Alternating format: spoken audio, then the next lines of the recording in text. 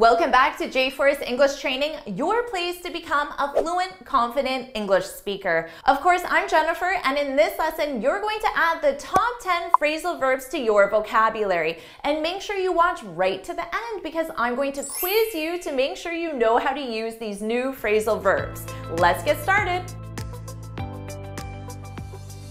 Number 1, to bear on. This means to be connected to or related to. For example, I don't see how that information bears on this case. So I don't see how that information is connected to or related to this case. I don't see how it bears on this case.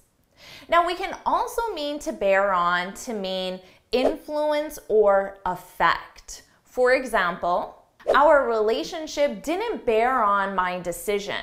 So maybe you have a personal relationship with a contractor and you interviewed many contractors and you chose the one you have a personal relationship with. But you want people to know that personal relationship didn't impact or affect. It didn't bear on my decision. This is a more professional or formal phrasal verb. You'll hear it a lot in the news, in reports, and you can use it a lot in a business context. Number 2, to care for something.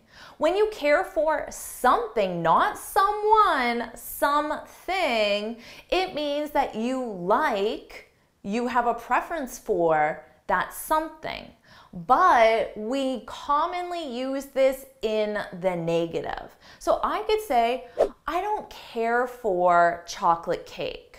I don't care for chocolate cake. It's just another way of saying, I don't like chocolate cake. I don't have a preference for chocolate cake. I don't care for chocolate cake. So it's another way if somebody offers you something, you could decline it and simply say, oh, I don't care for chocolate cake.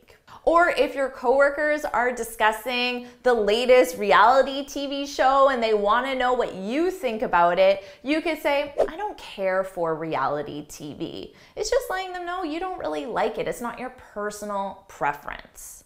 Number 3, to perk up. To perk up means to feel better, happier, or more energized. So think of first thing in the morning, when you wake up, you're still pretty sleepy, right? And what do a lot of people do? They drink coffee. So you could say, coffee perks me up. Coffee makes me more energized. Or going for a walk perks me up. We also use this when someone isn't feeling well because they're sick or because something negative happened, like they lost their job. And you might go over with some flowers, with some chocolates, or just with yourself to try to help perk up that other person, to help make them feel better, happier, more energized. So you might say, well, the flowers perked her up. Perked her up. The flowers perked her up. The flowers made her feel better, happier, more energized. Number 4, to sift through. This is a great phrasal verb. We use this when you have large amounts of information, perhaps a lot of paperwork or files, books, and you need to examine that information to determine what's useful, what's important. For example, after Giuliano quit, I had to sift through all his files. So he has all these files, a lot of information, and you have to examine all of them to determine what you can delete and what's important and you need to keep. Or at home, maybe you're going through your grandmother's photo albums and she has 20, 30 different photo albums. So you might ask your brother, can you help me sift through these photo albums? So you're going to examine them to determine what pictures you want to keep and what pictures you want to get rid of. Maybe you don't know who's in that photo or the quality is really bad. Number 5, to wrap up. This is another way of saying to end, to finish, but is very commonly used, especially in a business context. So if you're in a meeting and you're coming to the end of the meeting, you could simply say, all right, everyone, let's wrap up. Let's wrap up for today. Now, we commonly add it. Let's wrap it up. Let's wrap it up for today. It's getting late. Let's wrap it up. The it is the meeting, the conference, the event, whatever you're in that you want to finish or end. Or you could say, how should we wrap up the conference? How should we finish or end the conference? You want to do it in a memorable way, right? How should we wrap up the conference? And then you can have a discussion on that. Number 6, to flip through. When you flip through a book, a report, a magazine, it means you go through it really quickly. So usually because you want to get a general idea of what that book is about, or because you're looking for very specific information. So if you have this report that's 130 pages, but you're looking for a very specific piece of information, you can just quickly flip through it to find that specific part of the report. Or you can do this when you're waiting for a friend to arrive, waiting for a bus. You might flip through a magazine. Just look through it, but you're not really reading anything. You're just flipping through it. You're going through it quickly. Number 7, to draw out. When you draw something out, you make it a lot longer than necessary or needed. So it's usually used in a more negative context. For example, he really drew out his speech. He made the speech a lot longer than it needed to be, or that it should have been. So it's more of a negative. It's criticizing the speech. Or you could say they really drew out the ending of the movie. So maybe you were enjoying the movie, but then the end was just really long, way longer than it needed to be. And you're wondering, when is this movie going to end? They really drew out the end of the movie. Number 8, to fall behind. This is a great phrasal verb for both a professional context and a personal context. When you fall behind, it means you make less progress than wanted or needed.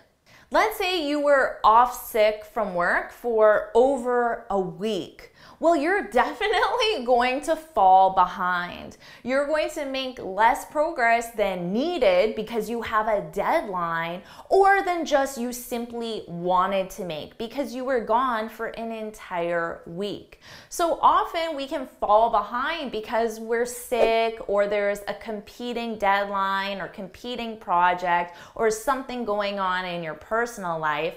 But it could also simply be because we didn't work hard enough or fast enough and we fell behind. So in a school context, if you don't spend enough time reading or doing your homework, your exercises, you might fall behind. And if you fall behind, you might have to ask your professor for an extension on a specific assignment.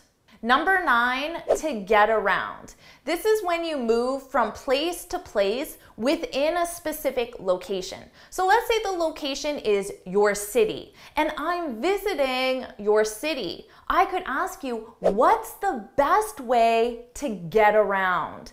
What's the best method of transportation to go from place to place within your city? So what would you say? What's the best way to get around in your city? And then you can say, oh, Jennifer, you can easily get around on foot, which means you can walk from location to location because your city is very small. Or you might say you definitely need a car to get around. Maybe your city is quite large and spaced out, and it's not possible to walk, so you need a car to get around, to go from place to place. So this is an extremely useful phrasal verb when you're a tourist, because you should absolutely know how to get around in the city you're visiting. And finally, number 10, to put off. When you put something off, it means you delay it or postpone it. Now, you could put off a meeting. You could delay or postpone a meeting for a specific reason. You might say, let's put off the meeting until next week. So let's delay the meeting until next week. A lot of times people will put off things that are unpleasant, things they don't want to do. For example, I've been putting off asking my boss for a raise. I've been putting off asking my boss for a raise. So notice the gerund verb. I've been putting off asking. I've been putting off cleaning my closet. I've been putting off buying new tires. So you need that gerund verb. And why are you delaying it, postponing? Because it's uncomfortable, unpleasant. So now you have 10 new phrasal verbs that you can add to your vocabulary. Are you ready for your quiz? Here are the questions. Hit pause, take as much time as you need, and when you're ready, you can hit play and see the answers. So how'd you do with that quiz? Was it easy? Was it difficult? Well, let's find out. Here are the answers. Hit pause and you can compare your answers to see how well you did. So how'd you do on that quiz? Make sure you share your score in the comments below, and if you got any wrong, don't worry, you're still learning. Just do some example sentences in the comments below. And if you found this video helpful, please hit the like button, share it with your friends, and of course subscribe. And before you go, make sure you head on over to my website, jforrestenglish.com, and download your free speaking guide. In this guide, I share 6 tips on how to speak English fluently and confidently. And until next time, happy studying!